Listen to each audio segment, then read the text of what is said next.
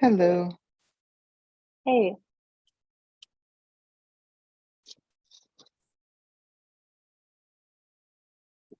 I invited Wendy before we figured out the live streaming thing. Hey, All good. We got the link and I'm updating the invite. I invited Wendy before we figured out the live streaming thing. Uh-oh. No, it's all good. Don't worry. Okay. Hey, Chris, how's Hey, it going? Chris. Good. How are you today? Great. Good. Nice to connect again. Yeah. I don't good know to if see you remember us. Okay, yeah. Yeah.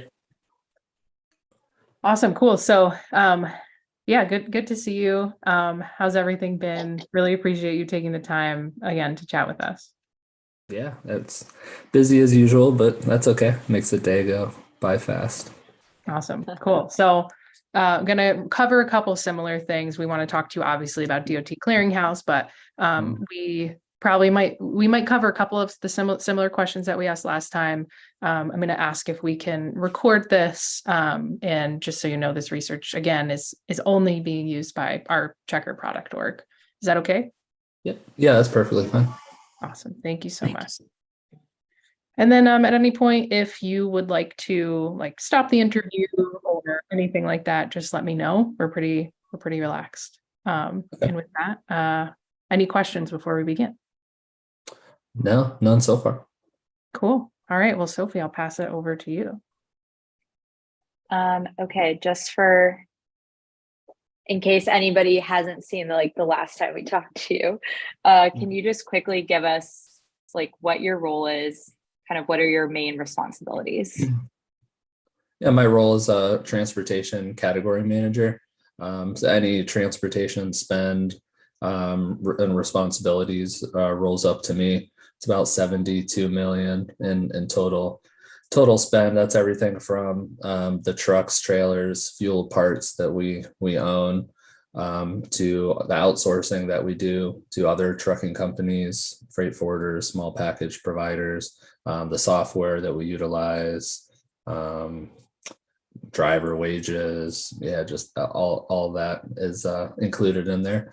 So I'm involved also in the operation, including driver hiring, equipment procurement, leasing, the telematics tools that are in the trucks, tendering, tracking, tracing, invoicing. So yeah, it all rolls up to me. Cool. And can you expand on when you say driver hiring? Can you speak to kind of the categories of different drivers that you have and maybe a rough percentage split of the total candidate population? Yeah, we have in total 475 drivers, approximately. The number is constantly changing, but about 450 of those are final mile drivers. So they drive class 1 to 4 vehicles, smaller box trucks. The other 25 are class 8 semi truck drivers, and they go nationwide in the larger vehicles, and that's probably what we'll focus on, I would think, with the clearinghouse, because most of the other drivers are not DOT mandated. Okay, that's what I was going to clarify. Yeah, they don't necessarily require that, but we're a little more strict as a company. Pre-employment verification, we do drug and alcohol tests, and then if they're in an accident, doesn't matter what kind of driver they are, they also get that. But yeah, we can dive into that.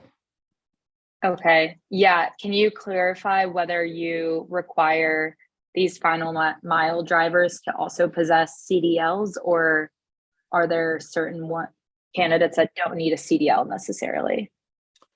Yeah, there's only a handful of trucks on the final mile side that are over 26,000 pounds gross vehicle weight that require they're DOT regulated, and they require a CDL license. The semi trucks for sure do, but the majority of the final mile, the 450 drivers, I'd say 90% of them do not. They're not required to have a CDL. Okay. So that's the cohort that, because they don't have a CDL, clearinghouse is not applicable to them. Correct. Mhm. Okay. And so when you said the pre-employment screenings, can you just clarify what you meant by that? Before we hire any employee, driver or not, I mean, I had to do it myself. All employees go through a test and make sure there's no drugs or alcohol in their system. Well, really drugs, not alcohol, but so they have to go through that verification at a local doctor's office, and the results get sent back to the company. Okay, got it. Okay, great. Then I guess, do you use the same systems to manage the final mile drivers and the semi-truck drivers, or are those in different systems, and are they managed by the same team or different team? They're different teams. The final mile drivers are a part of our distribution team, and the semi-truck drivers are more they're actually split up over two different divisions. We have casket truck drivers that they're part of the transportation team, and then the granite truck drivers are part of the granite division. But I mean, they all roll up to me because it's still my category, but they are kind of managed in different ways, and in some cases different software, different systems that they utilize depending on what you're talking about. If it's like dispatch systems, the telematics, the maintenance tools, we can kind of separate that out. But and then in some cases they're shared. If it's like HR related recruiting, that's a shared system across all employees. Then the clearinghouse is also shared for those drivers that are eligible or required to be a part of it. Okay. So when it makes sense, it's shared. That's kind of like the ideal state. But they start to diverge based on the needs of the different cohorts. Yep. Okay. Correct. Cool. Great. Thanks for all of that background. We'll start getting into the process. And before we get into kind of the drug and alcohol clearinghouse piece specifically, I would just love a little bit more color on what happens before we get to that point that we need to conduct a clearinghouse query. So can you speak to how candidates are kind of, at what point is it identified that a candidate needs, like, background checks need to be kicked off for the candidate? And in what tool is that happening? That would be during their hiring process. So we'll post the job, we get their application, we'll do kind of initial interviews and things, and make sure that they're truly a good fit for the company. We don't do most of the background checks until we're sure that we want to hire them, where we would give them an offer letter. And as a part of that offer letter, they're kind of consenting to different tests. Some positions have like personality type testing. All positions have the drug testing that they need to take at a local doctor's office.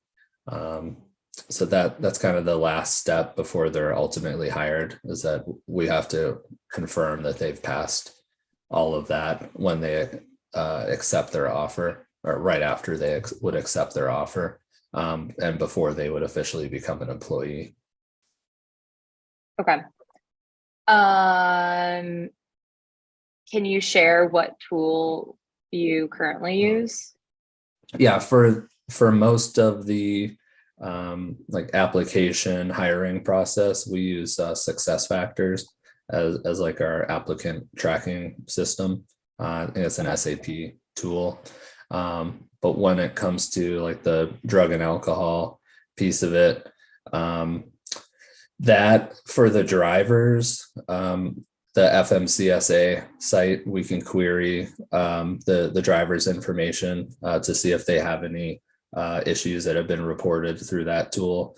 But for more like ongoing needs, we use a company called Indiana Testing Incorporated, and that's just where a lot of our drivers are domiciled, and it's the company is a consortium for as many drivers as we want, and the drivers could be located anywhere. But it's a requirement of the DOT that we are a part of a consortium, and that puts their names into the pool with, hundreds or thousands of other drivers not related to our company, and then they get picked randomly, each quarter. Okay, so Indiana Testing really aids in all of that, like post-hire drug screening. Okay. Correct. Yep, correct. We pass them along the list of drivers as we add new drivers, that they get notified of that for them to become a part of that pool. And then every quarter, ITI sends us any drivers that got pulled for the random testing. It shows whether it's alcohol, drug, or both. And then we notify the driver also randomly, kind of as in a surprise. You have to do it, kind of surprise them. They can't be notified of it ahead of time, of course. And as soon as we notify them, they have to go and get tested. I think within 24 hours. They have to go to a facility, whatever facility they choose. We send the documentation to them, and then it all comes back to ITI, because the paperwork has kind of who to send the results to. And then as soon as the results are back, we get the email notification from ITI, whether it was positive or negative, and they keep all that on file, as do we. And then it kind of checks the box, that driver was submitted and for their quarterly random inspection.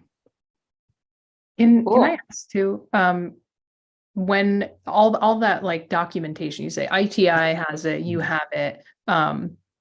Is there reasoning behind both? Like, what is that easy? Do you wish it was easier?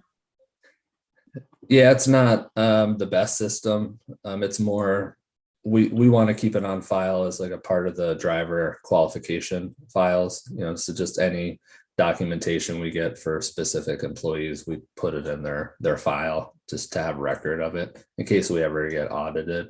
And then for ITI, of course, they need to keep it on file too, because we're paying them to be like that repository of information, our gatekeeper of the data, for the same reason. If we get audited, okay, who's your clearinghouse? Show us records of the drivers being selected randomly in the quarters, and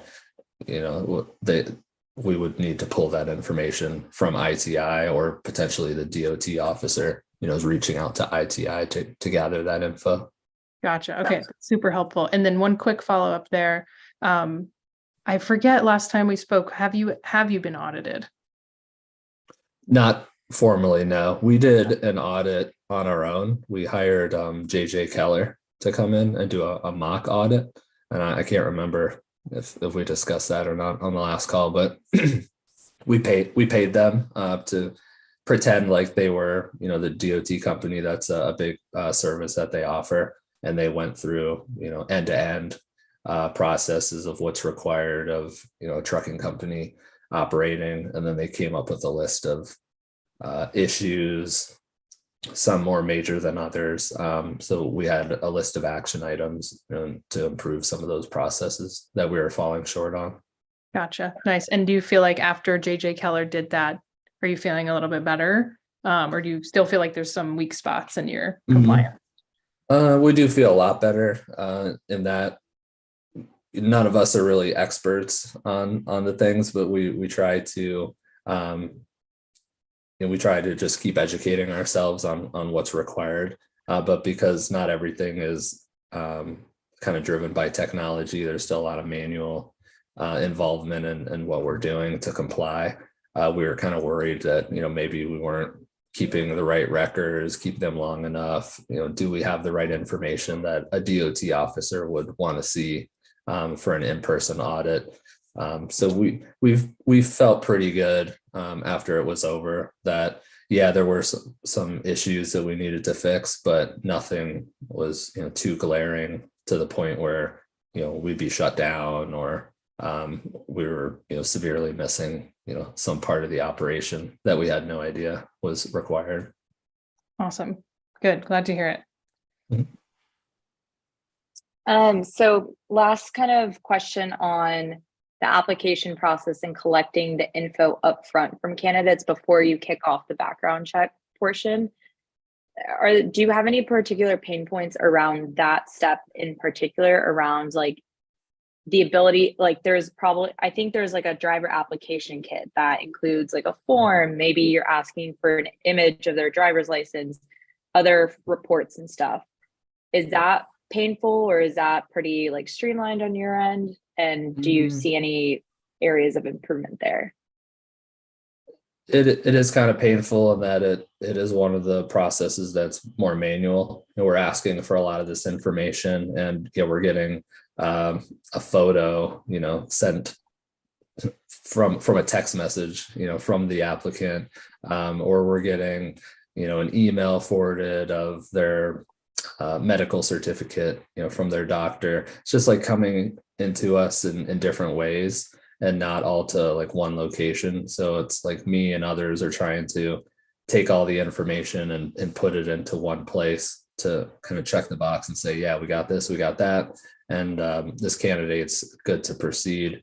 It would be much easier if we had some kind of tool, a digital tool that the applicant could kind of upload all that information to. But unfortunately, we don't have anything like that today.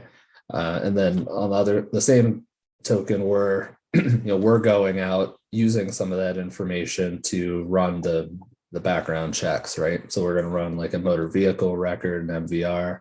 We're going to call their previous employers to make sure that they were a good employee. There was no like bridges burned or accidents, things like that. So it'd be much easier if there was a way to pull in that information too, and not have to spend all this time manually trying to get it from different systems. So like the MVR from here, the drug test from here, the other employers from phone calls. Yeah, I'd love to have a better scenario when it comes to that. I mean, that's exactly what we're trying to do, at least to start like the background check pieces. Good. So yeah, keep an eye out for us. Awesome. So, okay, great. And then moving into clearinghouse specifically, is this something that your team is currently conducting the like pre-employment queries on, or is this something that maybe Indiana Testing Incorporated is doing, or another third party? The pre-employment's not Indiana Testing. It's more like from a corporate perspective, because we have 11,000 employees and all employees are required to go through the pre-employment drug screening. It's separate. I don't have as much of a say in that piece of it because they're not officially like an employee of mine yet. I'm not sure who they're using ultimately on that. Sorry, to clarify, so the clearinghouse queries specifically, do you currently conduct a search in clearinghouse as part of the like background check process for specifically those semi-truck drivers?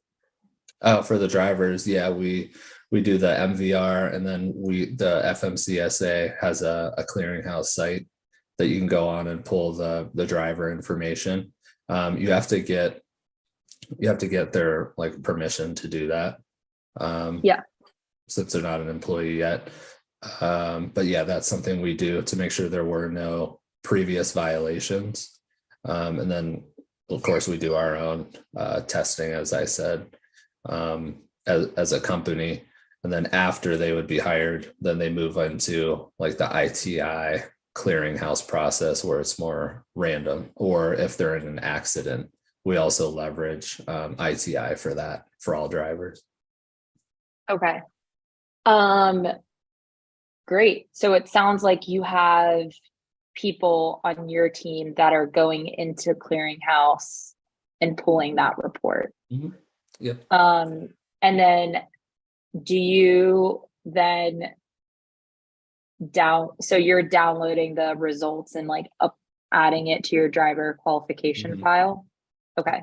Yeah, that would be more in the ATS, the applicant tracking system, because it's before they're an employee, but we would have it in there. We could add it to their driver qualification file after they're hired as another document, but once they're hired, it kind of becomes a moot point because that's all, historical information. We're more concerned about once they're hired, future information, which would be the ITI info. Okay. And I'm curious on the order, like very granularly, the order of events, like as you're conducting these background checks on the candidates, are you running the MVR and waiting on the results first before deciding to go query the clearinghouse, or you just kind of, it's a mad dash to get all of them done at the same time as quickly as possible? What's your stance on that or preference? It's after we've interviewed the driver and we feel like we want to go forward with hiring them, then we will submit the offer letter. And if the driver is signing off on the offer letter that it's fine, we get that back. And in the offer letter, it kind of details out what the next steps are and what information we're going to pull. That's where we would then do all of that at once. So we're going to query the MVR, the clearinghouse, talk to their previous employers. What else am I missing? Get their medical certificate if it's required, copy of CDL. Yeah, all that. It's to verify everything is kosher. Okay. And is there typically like one person owning that on your side of like, okay, I'm responsible for conducting all of these searches and keep, staying on top of when they complete sort of thing? Or is it spread out across team members? It's spread out. In some cases, it's like our HR talent acquisition team helping. In a lot of cases with the drivers, though, it's more what terminal they're going to be at. And the kind of the not dispatcher, fleet manager that's at that terminal will be the one doing a lot of the legwork there because it's going to be their employee. Okay. And yeah, you mentioned having to gather the consent from candidates. Do you find that is that a point of friction currently, or do you find that most drivers are already registered in clearinghouse and like pretty on top of responding to that? I've seen it both ways. We feel like if they're not giving us consent, there's probably something that they're trying to hide, and we'll just kind of move on and not hire them. Then we're a publicly traded company that needs to be very careful in who's operating our vehicles. So we'll just move on. It's not worth the risk if they fail to comply. But others, that have nothing to hide, they grant us that consent without any issues, and we're able to proceed with pulling the information. With that said, we have found things that come up that the driver is maybe hoping we wouldn't. That happens too, but that's the reason why we're doing all this. Yeah, definitely. Okay, so last question, beating placing an order to death here, but is there anything else that you would want to highlight as like a particular pain point in with regards to placing the order into clearinghouse to start?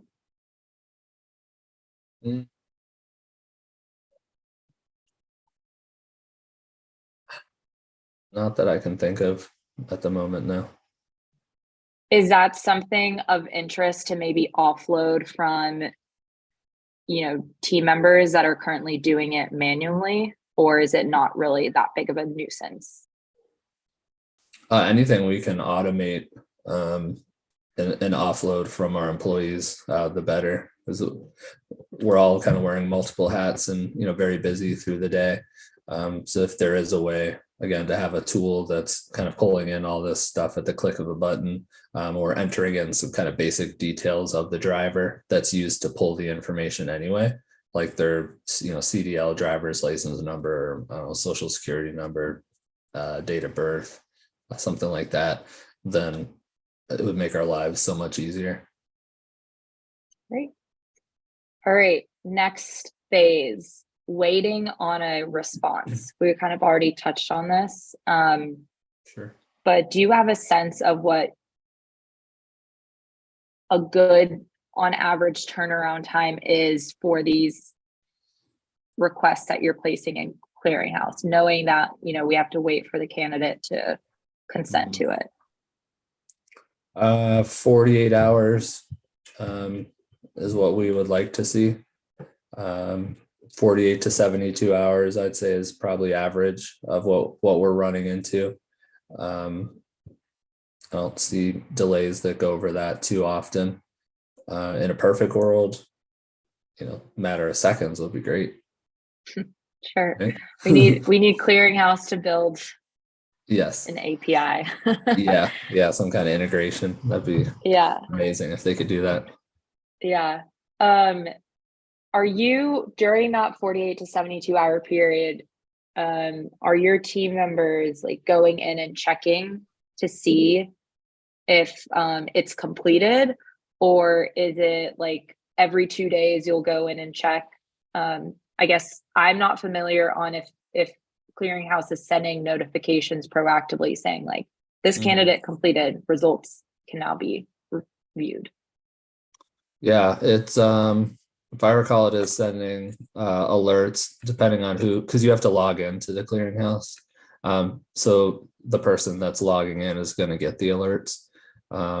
It's not always me, but they are getting alerts that results are ready. Because it's a government site, though, they're not always the best at sending you the results back through email. It's more like, hey, they're ready, and now you get to log in and go to your portal and like pull the information on your own, because they never want to share attachments and things for security reasons. That's what I'm often seeing. So either way, either you're waiting and just kind of checking the website sporadically, or getting an alert and still having to log into the site and pull the information. Okay, cool. So you mentioned that if something is taking too long, then you might just like move on with the candidate. Or so what exactly are you doing there? Is your team going in and canceling the query request, or not doing anything?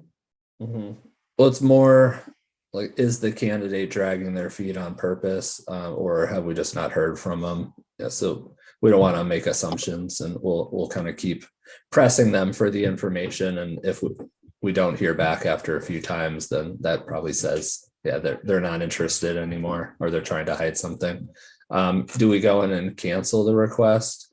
Well, we wouldn't. If they didn't give us their consent, we wouldn't have put in the request yet.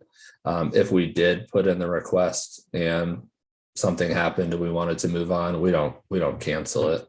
We'll just let it come through, because maybe something will change in the future that we would want to bring that driver on. So we don't go in and cancel anything out.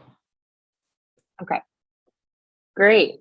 So we kind of got a good primer so far on your clearinghouse process, so I really appreciate it. Any chance that you could kind of show us what your clearinghouse experience looks like and how you're extracting the information and where you're putting that? I gotcha. I'm on my personal computer right now. so I can't at the moment. And Okay. my company kind of they hope that we don't show any confidential information being publicly traded. And with this having to do with like drug and alcohol, yeah, I wouldn't feel comfortable doing that. Totally fair. Okay, so let's move into kind of the next phase of clearinghouse is you get a result back. How do you like these questions are around like how are you assessing these results? So let's talk through the scenario when something comes back and it kind of states driver prohibited. What do you do in that scenario? If they're prohibited, we're really not interested in moving on with the driver. We'll notify the potential employee that, hey, in our kind of record analysis and poll that we, found some concerns, and we're just not interested in, bringing you on as an employee. If you have any qualms about that, any feedback, stating otherwise, feel free to let us know. Otherwise, good luck in the future type of thing. Okay, so it's pretty black and white for your assessment. Yeah. Oh yeah. If they're prohibited, or if some result came up that was concerning, they had a past issue, they had some kind of positive drug test or alcohol in their system while operating a vehicle, it's kind of, you're like one and done when it comes to us.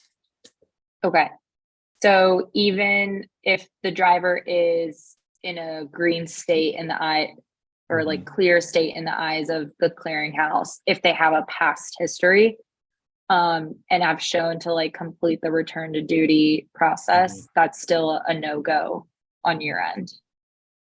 If it shows a past issue, most likely we're still, they could be green. It doesn't matter, maybe the certain number of years passed and they're fine now. We still probably wouldn't bring them on as an employee because it's just too concerning for us that if it happened in the past, it could happen again. It's just not worth the risk to us, even though we struggle to find drivers like everyone else does. Again, we're publicly traded. We don't want the name of the company is on the side of the vehicles. We don't need any lawsuits. That risk, higher insurance costs, just not going to happen. Cool. So let's say you get a result back and you decide not to proceed forward with that candidate. Are you doing anything with that result? Are you moving it somewhere, or is it just residing in the ATS? It'll still attach to their candidate profile in the ATS. We wouldn't have had a driver qualification file as of yet, since they weren't an employee. So really that's all we're doing is just filing it away on the ATS system. I have a folder in my email as well that I keep a lot of results like that too. And they'll stay in there for a year or two before they kind of get archived and replaced by others. But I'll put that in my folder just for future reference in case the driver does come back, or if our company changes our opinion on that in the future, maybe we'd reach back out to them. Okay.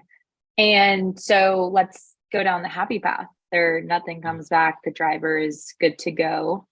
What are you doing at that point with that result? Still applying it to the ATS system, attaching it to their candidate profile, and then still verifying the other information that we're pulling, MVR, other employment, their medical card, CDL is active and valid, and then start to build yeah, I mean, they're going to be an employee. Everything looks good. Then we'll start to create that driver qualification file as a new employee. Get them set up in success factors with wages and benefits, and bring them on, start training, and kind of away they go from there. They're also added to the ITI consortium if they're a CDL DOT regulated driver. Follow up there, in general, and what you're chatting about. I don't know. Did we ask you what your ATS is that you use? It's success factors. It is. Okay, perfect. And so when we think about profiles created there, but then you're also talking about you won't create a DQ file until XYZ happens. So kind of want to know what you're using to create those files and where you're keeping them if it's not success factors. Yeah, we keep them manually, so we're still creating a physical folder that we file away at the terminal. We keep digital copies of all the documents in a shared drive, like Microsoft SharePoint, so that they can be accessed from anywhere. And then we're also starting to leverage other tools. Like I mentioned, the telematics tools, and I can't remember if we talked about this on the previous call, but we use GeoTab for our final mile fleet and Motive for the semi-truck fleet. And they have similarly like repository of information. So we've got all of our trucks listed with their VIN numbers, make, model, years. We've got our drivers are all listed with their date of birth, because that's what connects them to the gateway when they log in to the vehicle. And then similarly, we can for each driver, we can upload documentation that we would put in a driver qualification file. So that's what the path that we're going down, to try to keep these things digitally, so that if we do get audited, we're not digging through files anymore, physical files. We can find it very easily, in the tools that we're using online. Gotcha. Okay. So you're working toward, you're starting to go into that solution of the digital files. Okay, great. And then I don't want to stray too far from what Sophie's asking you about, but obviously you're talking about a lot of disparate tools, right? A lot of places you have to go. That's kind of what I'm hearing. And I'm curious, last time we spoke, you mentioned that you run your continuous NVRs with, I think it was merchants. Is that right? Yep, that's correct. Cool. And so with merchants, can you do anything else with them besides the continuous NVRs, or is it just there? They do, in addition to continuous NVRs, like as far as drivers go, really just the MVRs is all they're doing. They do a lot of other things for us, but not really with employees. It's more they take care of our registration on the vehicles, every year. They are helping negotiate better pricing on the trucks, trailers, and other equipment that we buy. So they're leasing that back to us at fixed or variable rates. They have like a dashboard tools, that keep track of all our like mileage. They help us file like IFTA taxes and things. But as far as driver employment goes, it's really just the MVR. We're not using them for drug and alcohol testing, for verifying like CDL, medical cards, anything like that. Okay. And is there, aside from, it sounds like they're doing some negotiation for you with your fleet. Do you see value in merchants if like merchants wasn't doing the MVR? Sorry, to rephrase, if you saw a better solution for continuous MVR, would you be willing to move over your continuous MVRs? Yeah, because it's a small piece of what they do. We pay them a few dollars per driver per month for the continuous MVR. So that would be easy to switch. And I know they wouldn't be, brokenhearted anyway, because the majority of their money they're getting from us is, on the lease equipment costs and, millions of dollars every year. Gotcha. MVRs, yeah, just like a add-on that they offered. And like, yeah, we'll take advantage of it because it's much better than the previous process we were doing, where we were just pulling MVRs, once a year, once every couple of years. So if a driver got in an accident and never told us, or some other violation occurred, we would have no idea until the MVR was pulled again, which we were doing ourselves, a disservice and taking that long. These continuous MVRs are much better, more real time. Yeah, that's great. And I feel like every time we ask you a question, like your world just keeps getting bigger and bigger with all the things that you're into. So this is really helpful. Yeah, Sophie, back to you on the clearinghouse. That maybe is a good segue into similar to MVRs that you might want to be running on an annual or like more continuous basis. Our understanding is for clearinghouse, this is a source that you should be clearing on an annual basis as well. Is that something that you have instituted as part of your process? Yeah, let's start there. We have not. The clearinghouse is used for the pre-employment check, and then we turn it over to ITI for anything after that.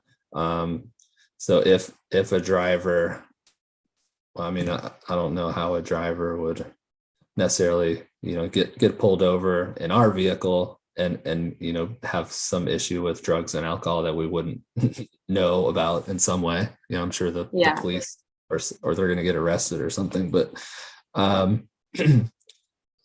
yeah, maybe it is worthwhile doing that, because ITI is only catching it when it's a randomly selecting that driver, and then they have to go and get tested. But having the continuous clearinghouse at least would verify that the drivers aren't having any kind of violations, under their personal records in between. Maybe it happens on their own time. That would still be concerning. Yeah, I have the same kind of question. I'm like, if you're already doing like random drug testing on these candidates, you're going to see the results of that. And that's essentially what needs to be reported to the clearinghouse. So you're probably going to be getting notified in some way, shape, or form. So that's maybe something I might look into. That'll make me look into it a little bit more, like what the value is of doing that, if any. Yeah, I was trying to think if there was a way that information would get passed on to the clearinghouse that we wouldn't be aware of for some reason. Like if I don't know. I can't think. Is ITI reporting to the clearinghouse on your behalf? Yeah, I believe they're required to do that as a part of the program. Okay. Because we don't upload the results ourselves, but it's in there, so it has to be ITI that's doing it. Okay, and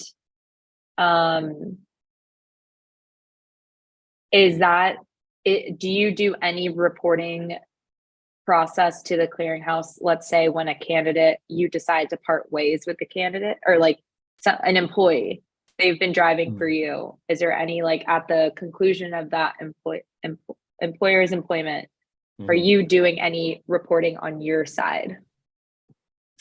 No, we're not. We do have like an exit program, and we do some things internally, just confirming that we have like any electronic devices that we may have given them, any company equipment. We get all that back, credit cards, but we're not reporting anything except I'm sure HR reports things to the government for like unemployment, that kind of thing, but not related to driving or FMCSA clearinghouse. We don't. Okay. kind of a random question, but have you had experienced any instances where a candidate wants to like dispute what the clearinghouse is reporting? And how do they communicate that to you? And what's your response to that? We have had a candidate come back to us when we denied employment because of a result that came from the clearinghouse. And they claimed that it was, I don't know, waived, or it was deemed to be like a false positive or something.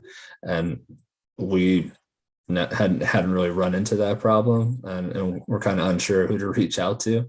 So we put it back in the candidates' hands, actually, because we feel like we can trust the information's coming from a government site. Like, I'm going to trust that over what someone else tells me.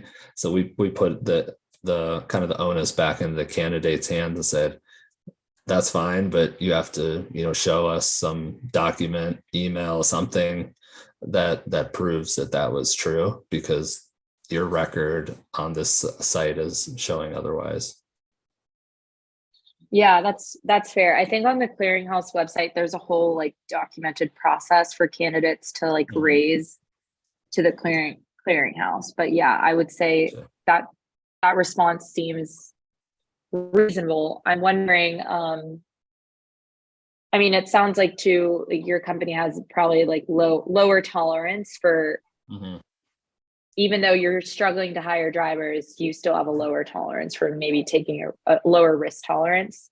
So is that something that you would then communicate to the candidate? Like, once that's resolved, please like apply again, sort of thing? Yeah, if it's not something that could be resolved quickly, if they went through the process and contacted the clearinghouse and were able to get it resolved quickly, then we may not have to start all over. We could continue down the path and bring them on if everything did clear up. I don't foresee that happening, knowing that it's a government related site. Nothing really happens that fast. But yeah, we consider it. Just haven't run into that situation yet. Sure. Okay, so switching gears here a little bit, might have to, this is more of a hypothetical, like use your imagination. Let's say so Checker is coming up with a new clearinghouse product. We want to facilitate this on behalf of our customers. Can you walk us through maybe some like considerations or like non-negotiables on your side when assessing a third party or a vendor like a Checker? Checker is like clearinghouse solution.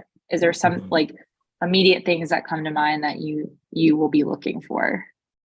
That they must have in bringing on that tool? Yeah.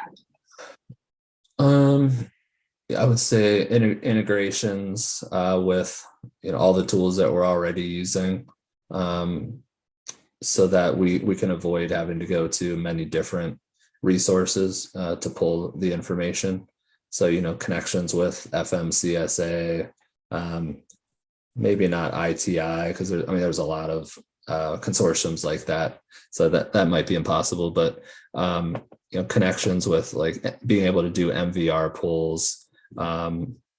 Offering other services similar to like what a JJ Keller would do. So, audits, that could be a part of the subscription, the solution, or it could be, kind of add-on type things.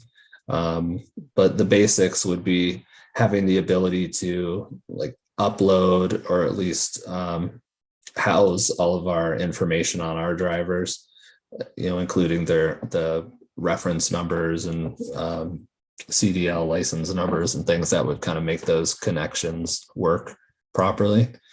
And then having like the ability to do reporting on those, to pull in like when was the last updates for these different pieces of information, maybe giving each driver like a red, yellow, green type status, being alerted immediately in real time when something pops up from an MVR, from a clearinghouse that would disqualify them.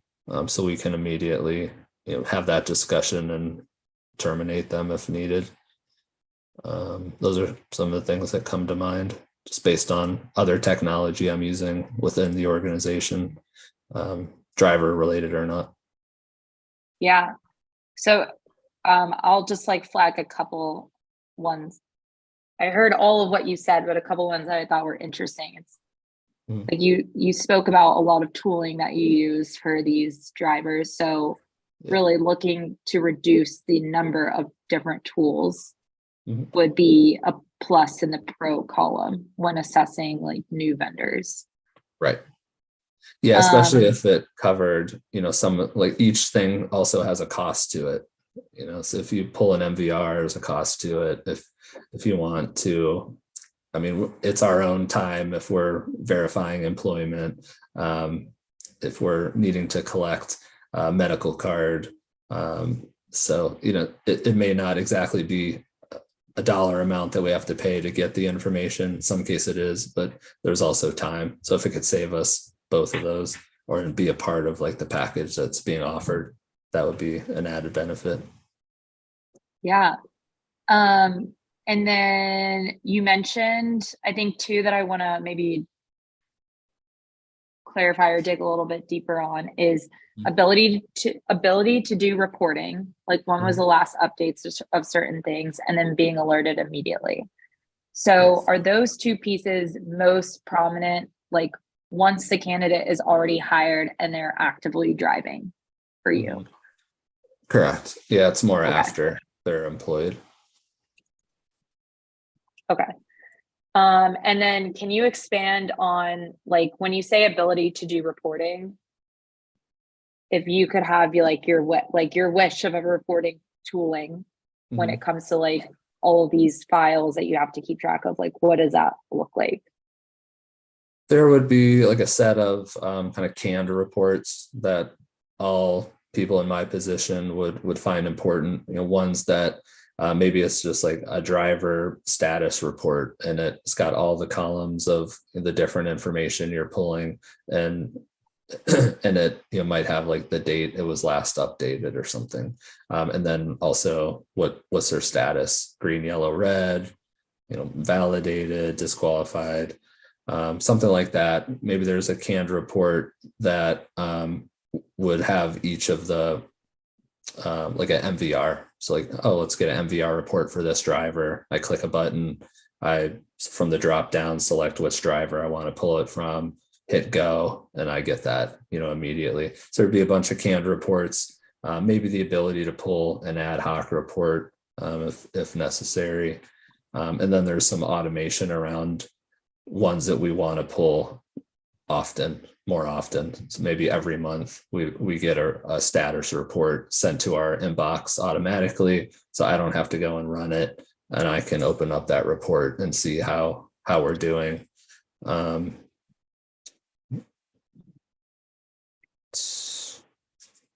think that would be important and much better than what we have today. Yeah. Do you think you have a need to, let's say you were to be audited, I think I read somewhere it's like a 48-hour response, like you have to respond within 48 hours. Would you find the ability to like download all of the reports run on the 10 selected candidates in like a single click? Yeah, definitely. We would want that. Whatever makes it the fastest, easiest way to get the information is if we are audited. They make you respond within a certain amount of time, but then you set like an in-person meeting usually for that DOT officer to come out. That's usually not within 48 hours. That might be like a week or two later. So it does give you some time to pull the info. But the more resources we have at our fingertips, the better. We want to be able to know, like, where do we go to pull all this quickly? Yeah.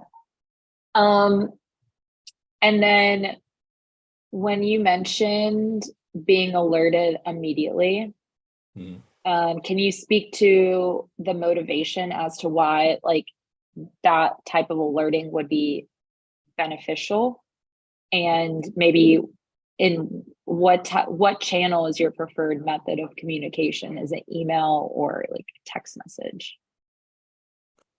Email would be best. Text message could be beneficial too, but I'm thinking email because it would go to a wider variety of people, or like a distribution group that we have created.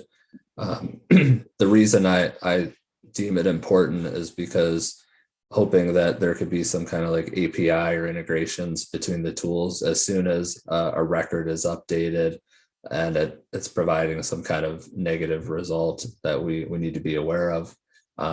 I'm going to get that communication, let's say through email, and then be able to take action on it. If it's not real time, then that driver could be employed and driving for days, weeks, after having this issue that we may be unaware of. If the driver, somehow failed to share it, chose not to, that could be a huge issue if they get into an accident and then all of a sudden this is revealed that they had this, drug problem, previous accident, previous violation, and we allowed them to keep driving for the company. Yeah, makes sense. And can you share any like organizational steps or approvals that would be required? Like when you're assessing these new tooling, is there a pretty like robust process or a number of teams that you have to get involved in order to like review all of that? Can you kind of share high level what that looks like? Yeah, with any tool, because I procure them for the transportation side. I personally do the vetting, who is the company, how long have they been around, are they financially stable, what can they offer us that we don't have already. We'll have a bid event if necessary. So if it's like, oh, I want this tool, but I'm going to have like 3, 4, or 5 different providers, versus, oh, a new tool came out, Checker. I don't necessarily know the competitors of that, but I'd like to bring on this tool. Then, it might still be a bid event, but it's more just so we can understand your costs, and all that. We'll go through demos. I'll bring in other teams that would also utilize the tool. So it would be like the distribution team, probably some of the fleet managers, so they can see it, ask questions about the tool, part of the tool that they would use most often. So, mine might be more like high level, let's get the best pricing, we need this type of functionality. And then person A might be asking more like, pre-employment. This person might be asking more post-employment, drug and alcohol. So that's really the process. We just have those conversations, demos, negotiate what modules we want in the tool, the price. And then once I have a contract that shows the number of years and the dollars, that's what we take into account as the total commitment. And if it goes over a certain dollar amount, like 10K, then that goes to my boss. And then if it's over, I think 50K, it goes to another person, and so on, up to the CEO if it's high enough. And we have an approval process internally that it goes through Ariba. SAP Ariba is our like supplier life cycle management, and that's where we create purchase requisitions, purchase orders. It all goes through that tool. Cool. Well, we're coming up right on time. We had a lot of questions today. It's all good. So before we wrap it up, is there anything that you want to ask us? Well, yeah, of course, I want to know like how the progress is going, and when you might look at launching a tool so that I can check it out. Yeah. So in Q3, we made some updates to our MVR.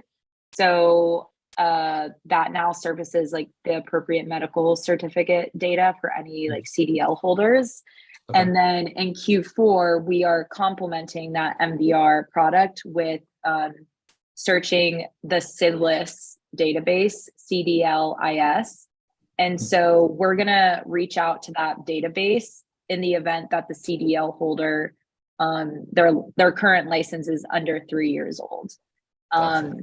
So that's kind of like the last phase of like really having a robust MVR for this particular customer need and like candidate cohort. We made some updates to our employment verification. So at Checker, you place an order for employment verification, we'll take care of doing the reach out to previous employers. Okay. In this quarter, we are adding a series of, I guess, what you'll refer to as like safety performance history questions. So more like accident related. We previously had drug and alcohol questions, but we now removed that, given that those should be coming from clearinghouse. Mhm. And then the last big piece is we are building out a clearinghouse offering. So by the end of the quarter, we'll have like a very lightweight version of that.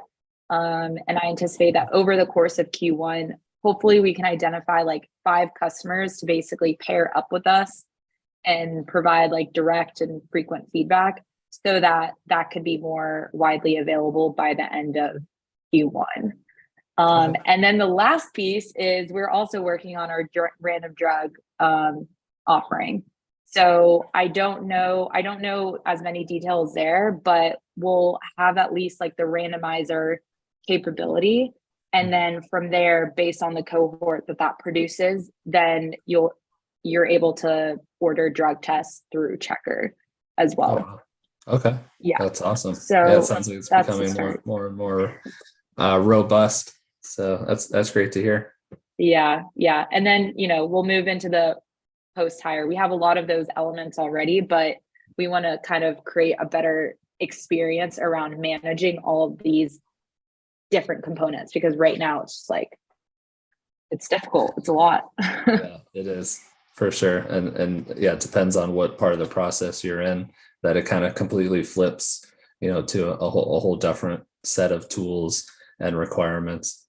So yeah, I could see companies using both modules in some case, and some just one, because they may not be driver related. They love the pre-employment stuff, but as soon as they're employee and they pass maybe that initial drug test, they don't require anything else, and they're good to go, right? Totally. But yeah, over the course of 2024, we'll definitely look to expand like our partnerships with companies like Emotive, or merchants, or like a Samstar, those telematics tooling. We've definitely already started convos with them, but in order to kind of establish those partnerships, you need to have kind of like the breadth of services before doing that. So yeah, for sure. Yeah. They want to make sure you're not stepping on their toes in any way. They're looking Right. for companies that there's not a lot of overlap, right? Like they don't want to go and build out that tool internally. You already have it. They'll work with you and put you on there as like a partner. They have like a partner portal, and you can, with the click of a button, you can like create an integration between those partners. Yeah, that's awesome to see. Hopefully I see Checker on there in the near future. Yes, hopefully. Well, thank you again. And who knows, maybe in the next quarter we'll talk again. Sounds good. I'd love to. All right. Thanks again for the opportunity. Thank you, Chris. Yeah.